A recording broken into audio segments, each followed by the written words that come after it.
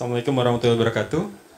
Selamat siang teman-teman semua. Selamat kembali lagi ke kelas kita terkait dengan materi modul La Prospektif atau mazhab Prancis disebutnya, dan karena menggunakan pendekatan secara terintegrasi antara pengukuran, penilaian, dan partisipasi stakeholder atau para pihak. Teman-teman semua, ini adalah sesi yang terakhir. Kita akan diskusi tentang proses FGD seperti apa. Terus kemudian kita juga akan diskusi yang modul terakhir yang disebut dengan multiple policy. Bagaimana kemudian kita bisa menggunakan cara-cara yang sistematis, orientasinya adalah prospektif, melihat ke masa depan dengan menggunakan alat analisis yang bisa diandalkan atau bisa dipercaya begitu. Teman-teman semua, mari kita mulai dengan memahami terkait dengan diskusi kelompok terpumpun atau focus group discussion sebagai sebuah alat untuk bisa memfasilitasi terbangunnya pemahaman bersama. Yang pertama, kita akan lihat dulu quotes dari Einstein. Einstein bilangnya, the problems we have cannot be solved at the same level of thinking which we created them. Jadi persoalan yang kita hadapi tidak bisa kita mendapatkan sebuah solusi dengan cara berpikir yang sama. Jadi kita perlu cara berpikir yang baru. Ya. Kita harus coba juga gitu perspektif kita dalam melihat isu-isu yang sedang kita hadapi. Dan ada beberapa cara yang menarik. Salah satunya adalah hunting down klise. Jadi kita harus ngelihat sebetulnya mana yang klise. Kita tahu itu sebetulnya bukan persoalan yang bisa menyelesaikan persoalan. Kita tahu kolaborasi penting ya, tapi itu ini klise atau bukan gitu. Jadi kita harus men-challenge gitu tentang ini klise bukan. Itu sesuatu yang sebetulnya sering kita dengarkan, tapi sebetulnya kita tahu sebetulnya nggak berubah juga gitu. Jadi hunting down klise ini betul atau salah cenderung diterima tanpa dipertanyakan. Jadi kita harus kritis gitu sebetulnya. Kita perlu kritis, ini benar nggak sih? Jadi saya juga berharap nanti teman-teman bisa kritis juga. Ini benar nggak sih kita perlukan gitu sebagai sebuah faktor gitu. Terus kemudian contoh hunting down klise ini adalah perempuan cenderung lebih teliti daripada pekerjaan laki-laki misalnya. Atau di banyak LSM yang di belakang kelompok tim finance itu perempuan gitu. Apakah betul itu klise atau bukan gitu. Terus kemudian pertanyaan hunting down klise ini adalah bagaimana kita menjelaskan klise ini, siapa yang bisa menjelaskannya. Nah, nanti dalam banyak isu di tingkat provinsi nanti banyak hal klise dan kita perlu kemudian mengklarifikasi tersebut ya. Nah, ini hal penting juga yang saya pikir perlu kita nanti gunakan ya untuk mengklarify.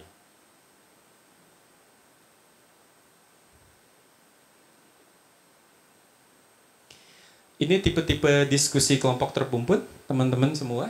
Pertama adalah bagaimana mengantisipasi dan bisa mengelola perubahan, ya, menguasai perubahan. Yang kedua, nanti sebagai fasilitator kita juga perlu menggali atau menggugat, mengkritis klise gitu. Ya, jadi kita bisa perlu memprobing begitu ketika ada orang yang memberikan sebuah respon, kita probing ini klise bukan gitu.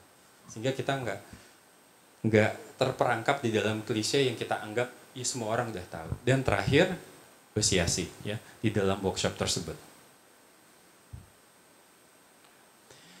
Nah, fase atau tahapan-tahapan dalam diskusi kelompok terpumpun bisa tadi memprobing dengan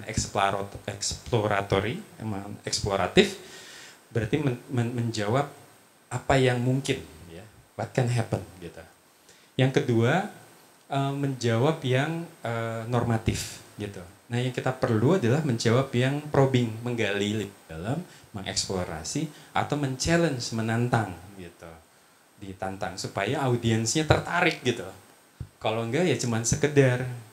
Kalau yang tertarik nanti bisa ada gagasan-gagasan tindak lanjut terhadap sebuah ide ya. Seperti Avatar gitu kan. Avatar kan orang-orang yang dia pengen mendalami perannya gitu. Kalau kata Dian Sastro, dia bisa jadi budak dari sebuah karakter. Itu kan keren kan? Karakter adalah sebuah ide-idenya, terus kita menjadi budaknya, jadi orang yang melakukannya, pelakunya.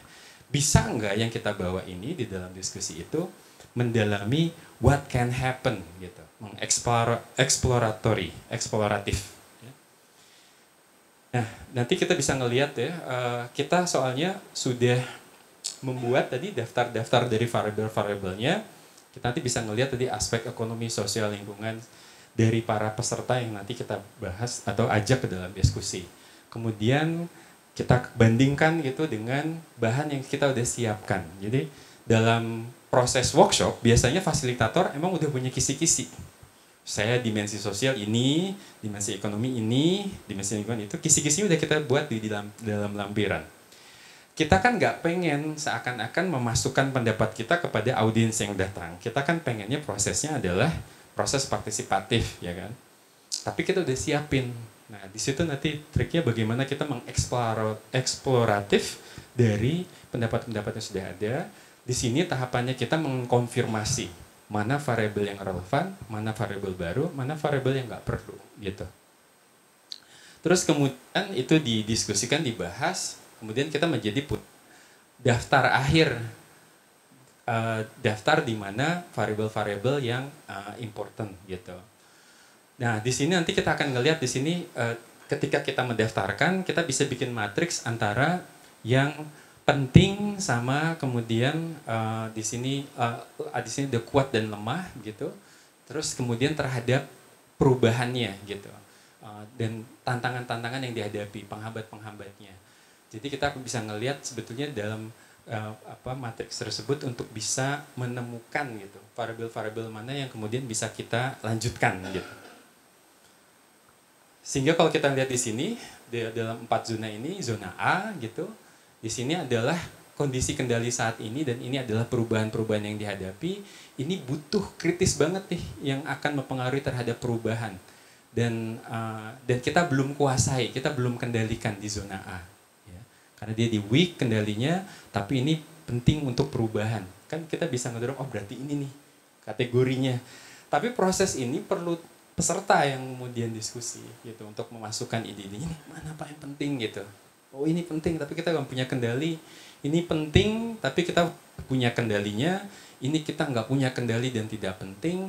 Ini kemudian punya kendalinya tapi tidak begitu menciptakan perubahan. Ya. Seperti itu teman-teman, itu salah satu teknik aja untuk bisa memfilter gitu terhadap proses kita melibatkan ketika mereka menggagas ya variabel-variabel apa yang ada di provinsi berkaitan dengan topik yang kita undang begitu.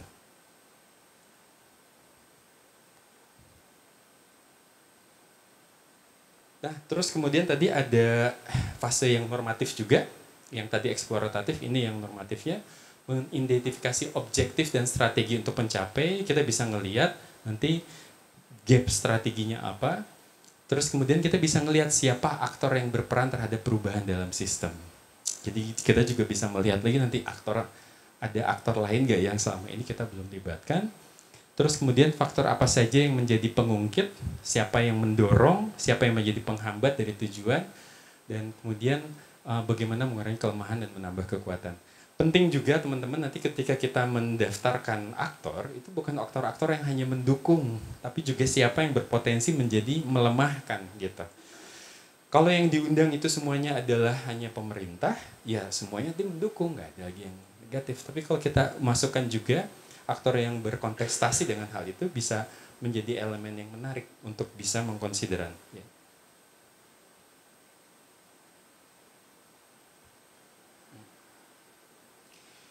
Sehingga kita nanti punya konsep besar, di sini ada kepentingan-kepentingan stakeholder terhadap tujuan, ya.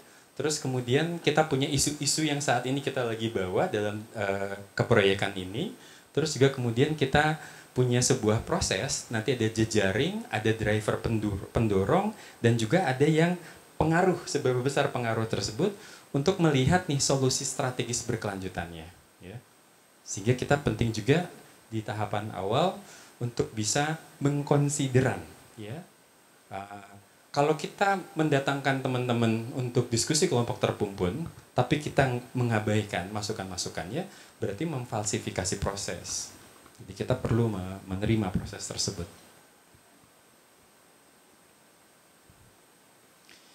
Nah ini teman-teman, ada buku baru, buku yang bagus, The Wisdom of the Crowds ya. Apa sih ngebuat berjamaah itu ternyata bisa membuat kita lebih bijaksana ya.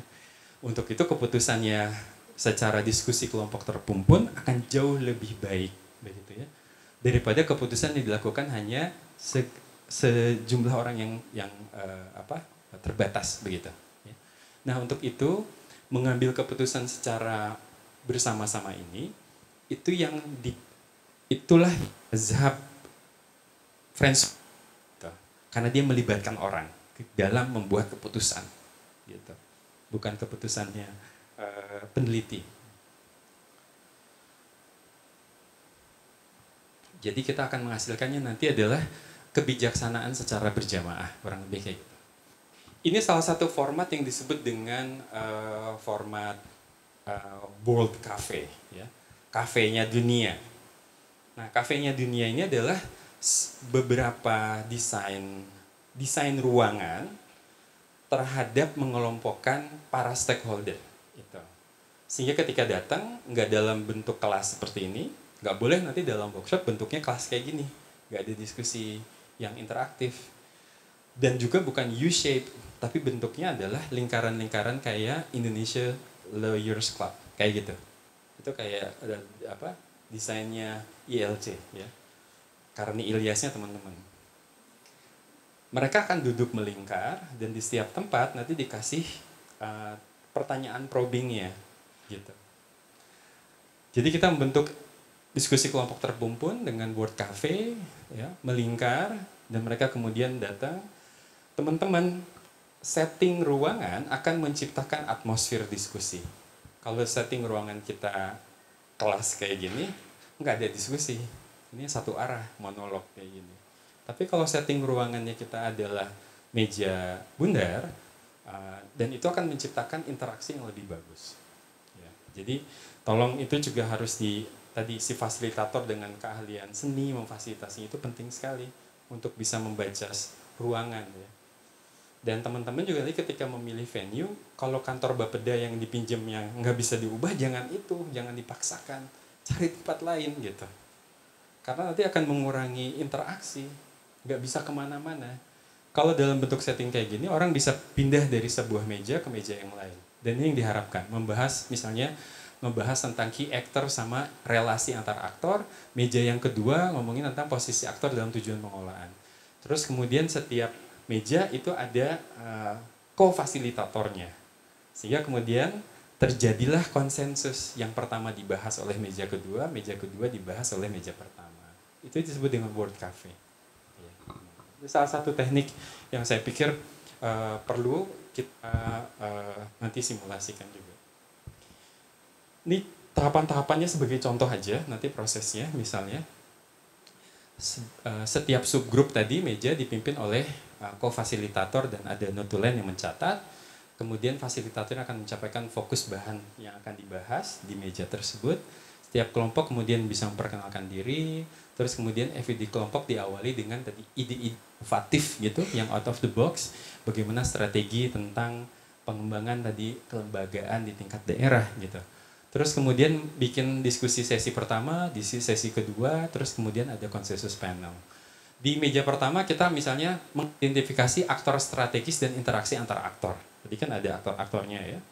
Terus kemudian dari situ yang kelompok kedua, yang kelompok pertama ngebahasin aktor dengan aktor, yang kedua ngomongin MAO, aktor dengan objektif. Jadi bersamaan.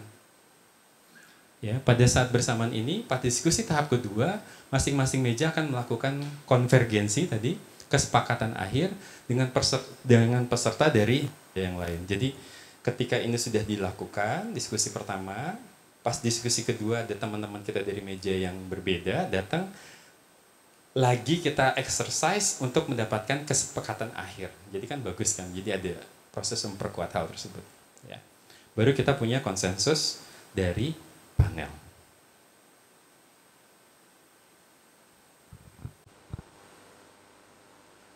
Oke. Ya.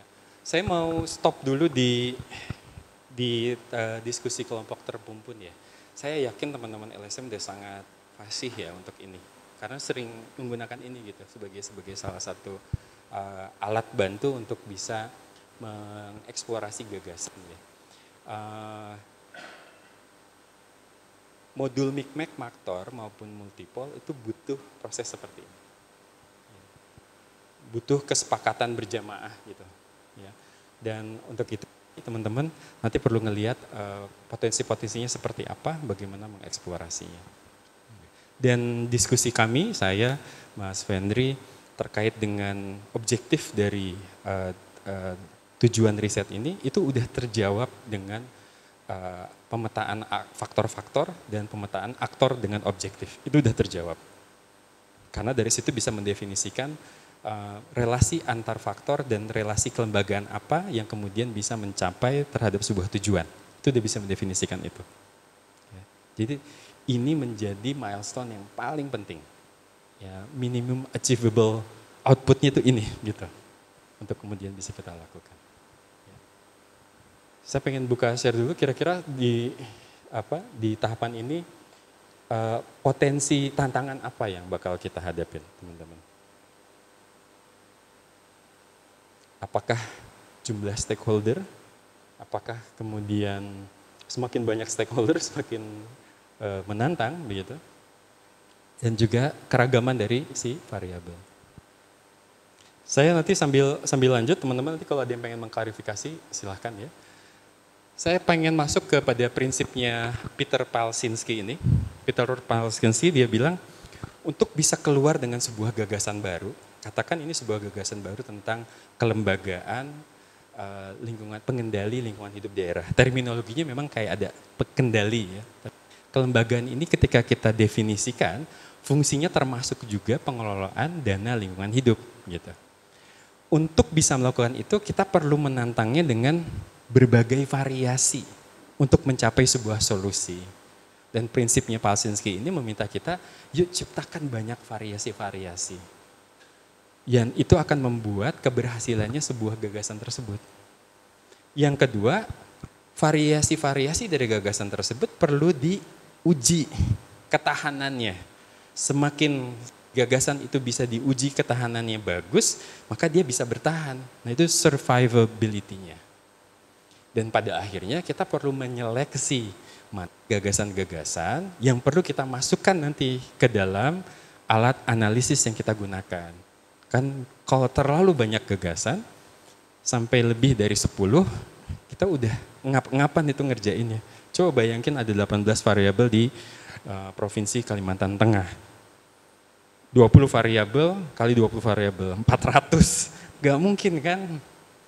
Jadi kita perlu juga selection gitu. Mana sih gitu yang core of the core-nya gitu. Core of the core-nya yang mana? Oke, baik teman-teman, kita sekarang masuk ke sesi yang terakhir, yaitu multiple policy. Ya, ini adalah modul untuk bisa melihat bagaimana menciptakan skenario, kebijakan-kebijakan, policy, dan action.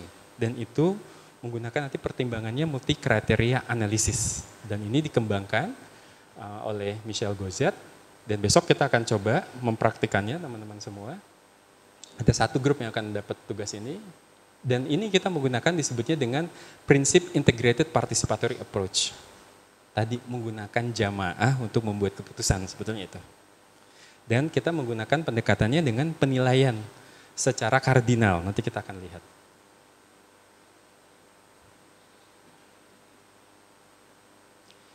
Nah, aplikasi multipole ini udah banyak banget dipakai, banyak banget publish jurnal juga. Ada pengembangan tourism lokal, terus pengembangan ekonomi di kepulauan di luar negeri, terus kemudian juga strategia, kami baca strategia 2013, strategia banyak sekali menggunakan pendekatannya lah prospektif, ya. Meskipun strategia bukan orang Perancis. Terus juga ini digunakan oleh beberapa asuransi dan banyak sekali yang udah menggunakan modul analisis ini. Mengapa kita menggunakan multi kriteria analisis? Karena dia punya konsistensi, logis, ya, transparan, mudah untuk digunakan.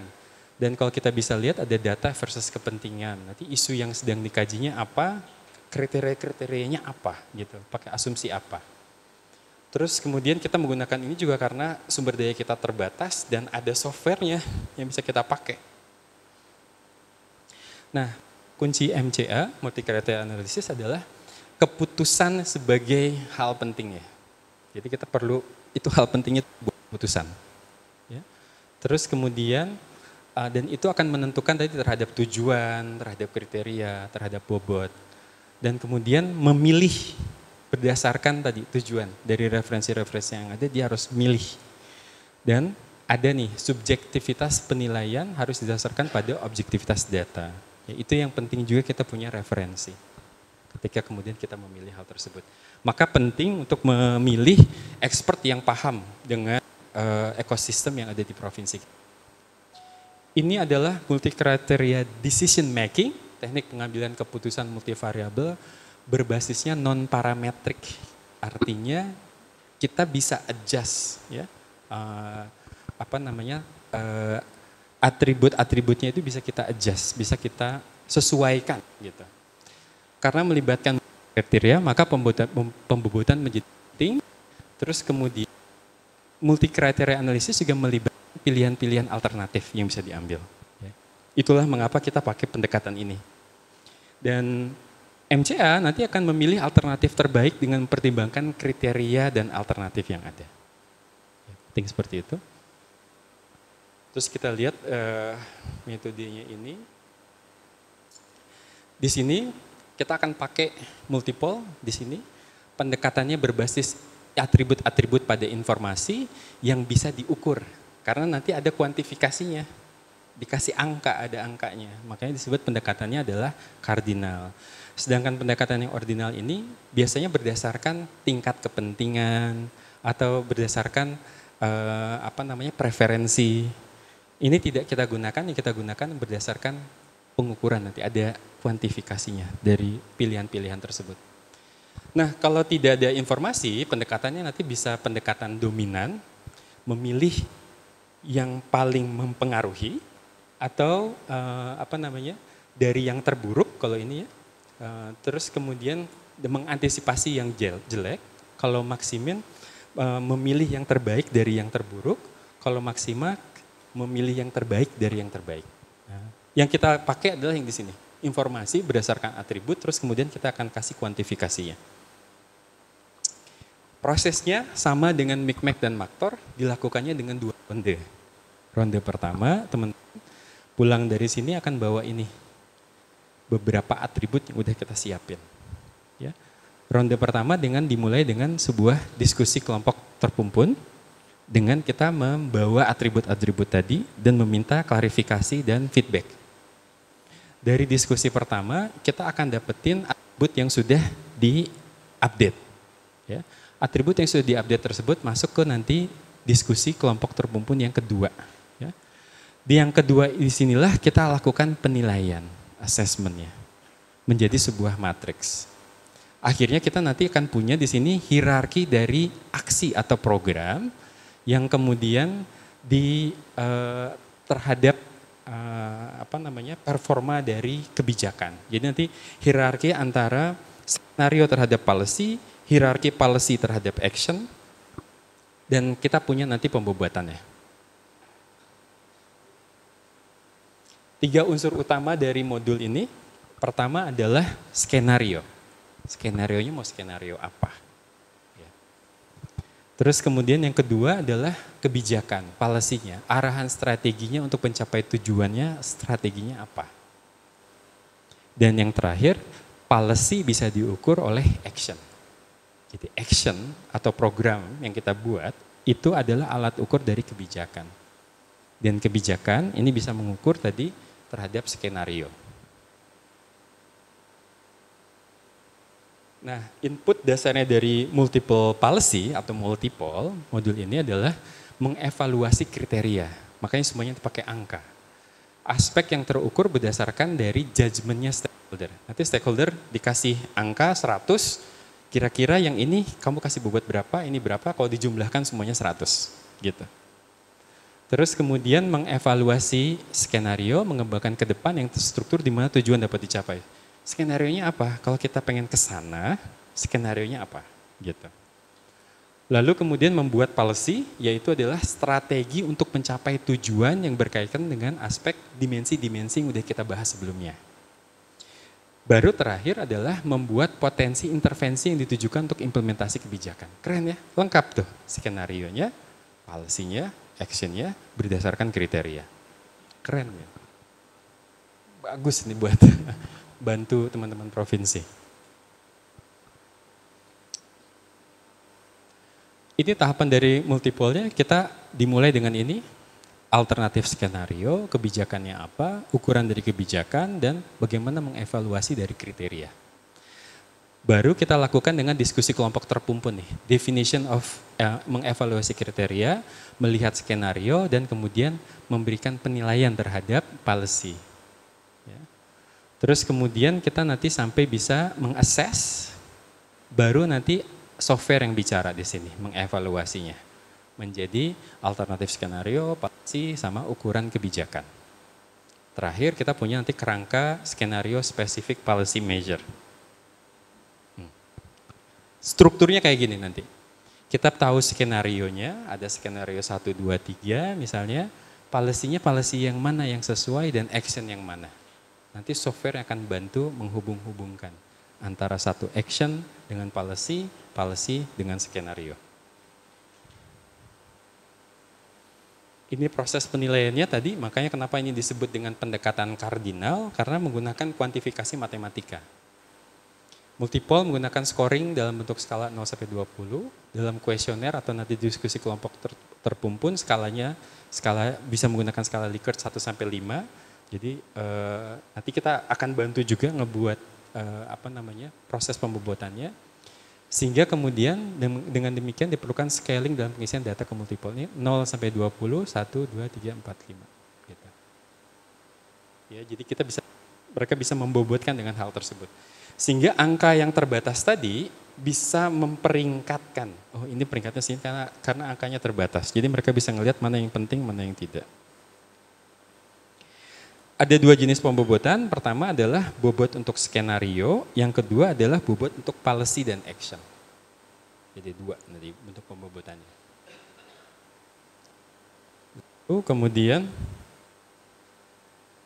nanti ya hasilnya kalau untuk yang ketika kemudian kita sudah dapat, nanti kita akan ngelihat ratingnya policy dan action semakin tinggi semakin baik. Nanti dalam peta action ke policy akan nanti ada standar baku yang akan keluar dari software. Dari software juga akan keluar nanti closeness map menggambarkan kedekatan antara policy action atau skenario policy mana. Ya. Nanti software akan bantu kita, oh ini lebih dekat. Dijadikan sebagai skenario policy dan action. Sampai nanti dibuatin sebuah jalannya. Lewat mana nih opsi-opsi tersebut bisa diperoleh.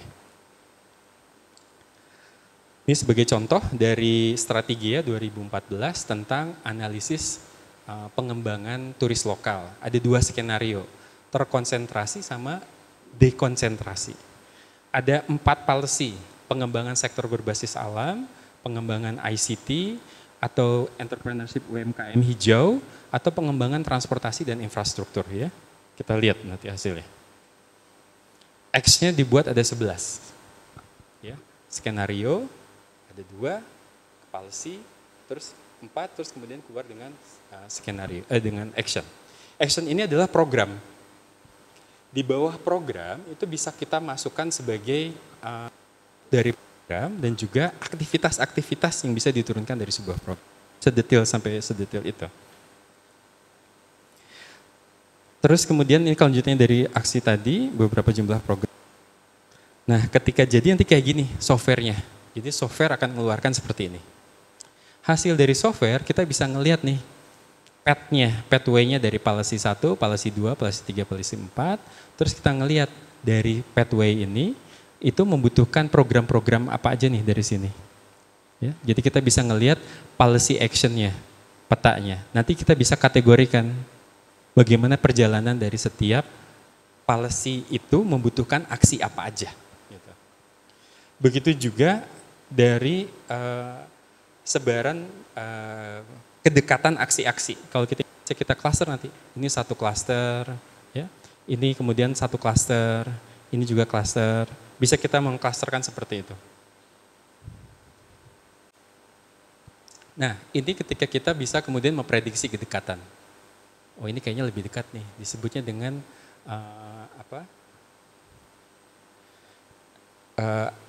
action to policy closeness. Jadi kita bisa melihat kedekatannya antara aksi-aksi ini dengan si policy 3. Aksi-aksi ini dengan policy 4, aksi-aksi ini dengan policy 1, aksi-aksi ini dengan policy 2. Bisa ngelihat seperti itu. Jadi kita bisa ngelihat, oh kayaknya ini lebih dekat ke sini. Gitu. Terus kemudian juga kita bisa melihat antara policy dengan skenario. Ada 2 skenario tadi, kalau kita ngelihat. Skenario 1 sama skenario 2. Terus kita bisa ngelihat policy apa yang mendekati skenario 1, policy apa yang mendekati skenario kedua. Sehingga kita bisa ngelihat pola konsentrasi dari masing-masing policy terhadap skenario, skenario terhadap policy, policy terhadap action. Skenario, policy, action.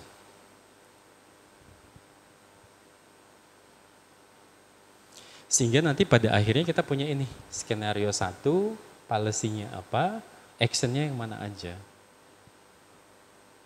Jadi udah cukup baik mensistematisasinya gitu, untuk membantu para pengambil kebijakan.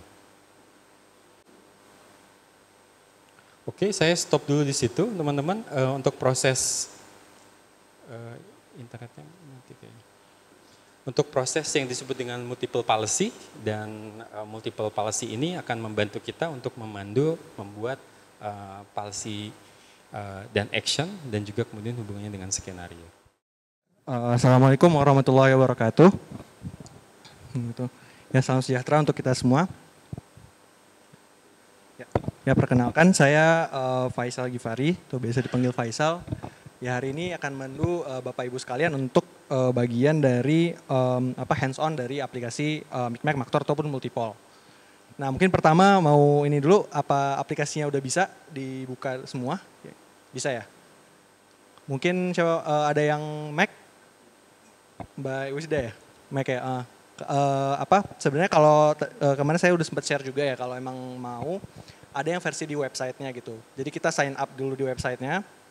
Nanti di situ kita kurang lebih sebenarnya interface-nya sama gitu. Mungkin lebih baru aja, tapi sebenarnya bisa untuk Maktor dan Micmac gitu. Tapi untuk Multipol memang belum ada gitu kekurangannya. Jadi ini mungkin saya kasih lihat sedikit ya tampilannya kalau misalnya yang ini. Nah, jadi tadi kan ini di halaman yang kemarin saya share. Di sini ada yang cloud version, ada yang software gitu. Yang software kayak yang dibagi ke Bapak Ibu sekalian itu adalah yang saya udah registrasi kemudian dikasih sama mereka gitu. Nah, tapi memang open source. Nah, yang bisa di Windows, dan yang satu lagi itu adalah yang di cloud gitu. Ini ada beberapa, tapi yang kita pakai cuma Micmac dan Maktor gitu kan. Nanti misalnya di sini ada Fashion Cloud, kita tekan aja, misalnya ini Micmac. Nanti dia akan ke halaman ini gitu, misalnya lihat prospektif. Nanti kita pilih yang subscription, nanti ada subscription. Nah, nanti di halaman ini, jadi kita ini tinggal registrasi aja gitu, seandainya ini. Nanti udah registrasi, login, interface-nya kurang lebih mirip sama ini dengan aplikasi dari prospektif yang lain gitu, yang di lokal. Begitu juga kalau yang untuk yang di Maktor, kurang lebih sama juga gitu, sign up dulu, nanti baru kita bisa login gitu untuk makai gitu. Bahkan ada beberapa contoh juga gitu. Oke, itu untuk yang ininya. Nah, mungkin kita langsung coba masuk aja ya ke ke contoh aplikasinya. Ada yang udah coba? Mungkin sebenarnya cukup straightforward kok kalau ini.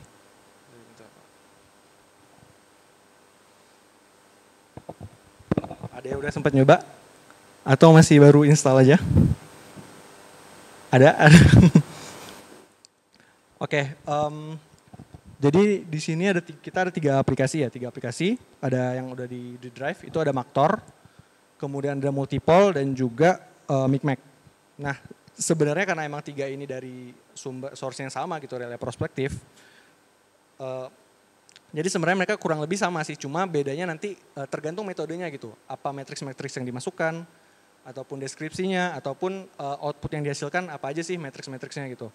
Jadi kurang lebih sebenarnya untuk tampilan awalnya sama gitu.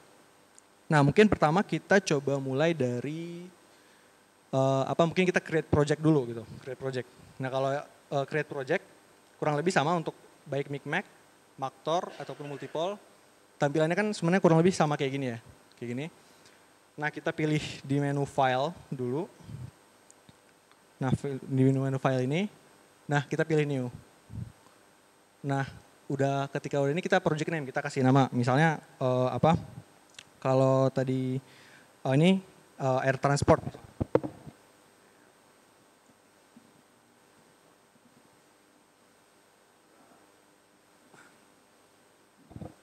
Kenapa? Oh, oke. Atau kalau mau dicoba yang di cloud juga bisa Pak, nanti mungkin saya assist ya kalau ini khusus. Nah jadi nanti udah seperti ini. Nah di sini nanti kita bisa lihat ada beberapa option di sebelah kiri ya.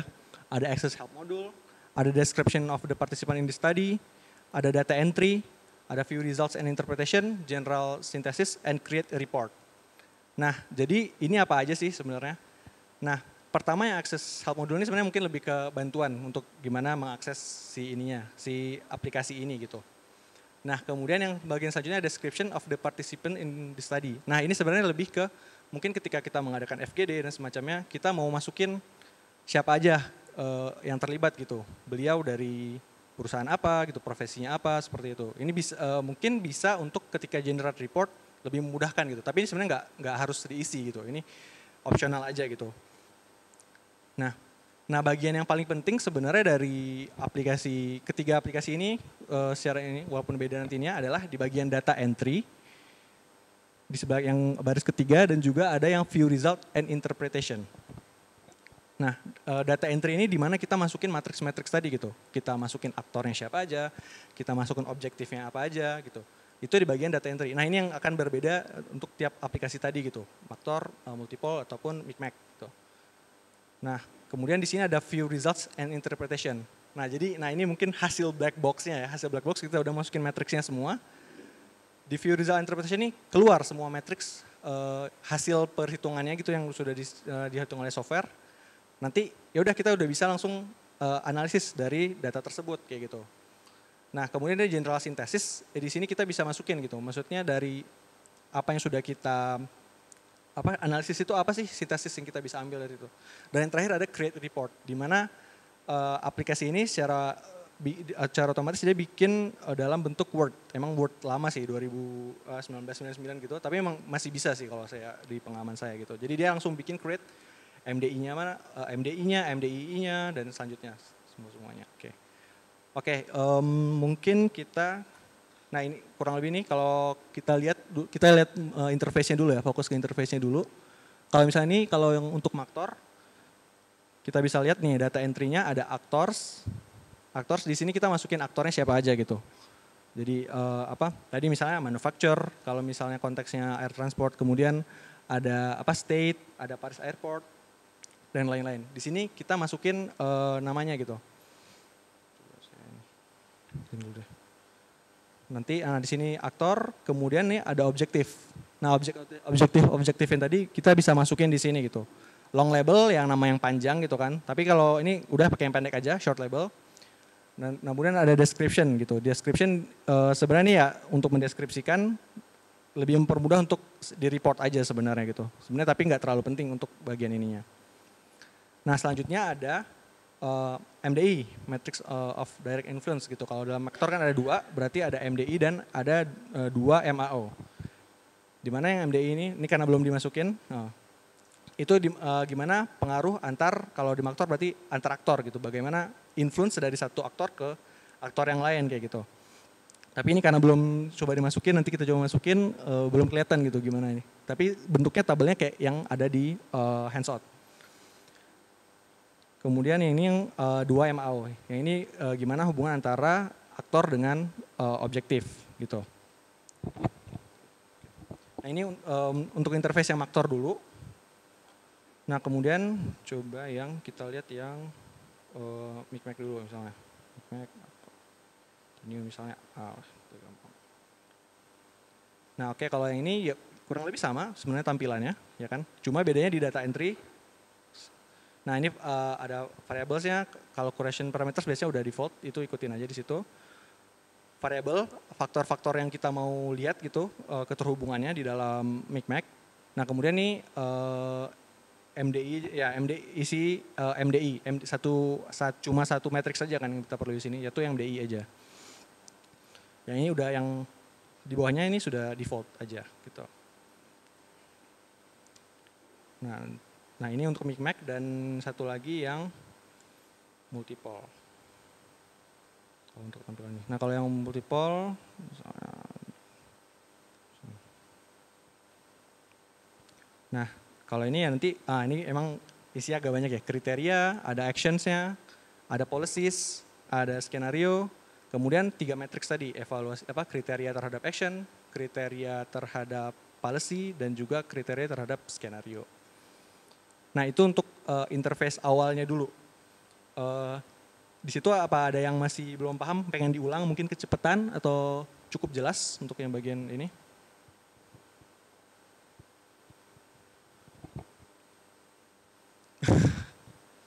Bisa Pak, nanti kalau ini saya langsung aja ya kalau pas kita udah hands on masing-masing gitu. Untuk yang cloud. Oke, jadi Oke, berarti untuk interface-nya kurang lebih saya anggap sudah paham ya Bapak Ibu sekalian. Nah kita coba next aja, saya akan coba langsung ngambil contoh yang udah jadi gitu misalnya. Biar lebih kebayang nanti bakal gimana sih ininya. Soalnya kita ambil close dulu. Kita open, misalnya ini open, ada data yang, ini maktor ya. Nah ini misalnya. Nah, ini misalnya kita ambil contoh yang untuk maktor. Untuk yang air transport case tadi ya, yang case pertama gitu. Nah jadi ini pertama kita masukkan dulu actors-actorsnya gitu. Nanti ini kalau perlu perlu di add, kita tambah long labelnya apa, nama panjangnya apa, short labelnya apa, kemudian beri deskripsi kalau diperlukan. Tapi kalau enggak biarin aja, kosongin aja juga nggak apa-apa gitu. Nah kalau ini seperti yang udah di handout ya, teman-teman bisa lihat itu ada industri manufaktur, ada maskapai penerbangan yang terjadwal, ada maskapai penerbangan yang charter, ada negara, ada airport Paris, dan juga ada penduduk gitu. Nah jadi ini kita list dulu nama aktornya gitu. Oke, selanjutnya kita list objektifnya. Objektifnya ya kurang lebih isiannya sama sih, cuma beda ini objektif tadi aktor, nanti ada faktor dan lain sebagainya. Nah ini yang meningkatkan spesifikasi pesawat dan sebagainya. Oke, kemudian di sini kita isi MDI-nya. Nanti kan MDI yang untuk input matriksnya gitu. Nah di sini bisa dimasukkan nih nilainya. Misalnya ini 1 gitu misalnya. Nanti di sini 2, 3, 4 dan seterusnya.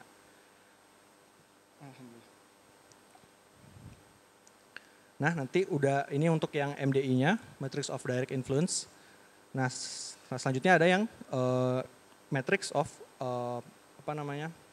aktor to objektif gitu. Nilai ini antara aktor dengan objektifnya gitu. Jadi gimana posisi di si aktor terhadap si objektifnya gitu. Nah ini juga kurang lebih sama pengisiannya ya. Tapi ini range-nya dari 0 sampai 4 ada yang bisa negatif ketika nilainya, maksudnya dia dia berlawanan dengan objektif tersebut kayak gitu. Kurang lebih seperti itu.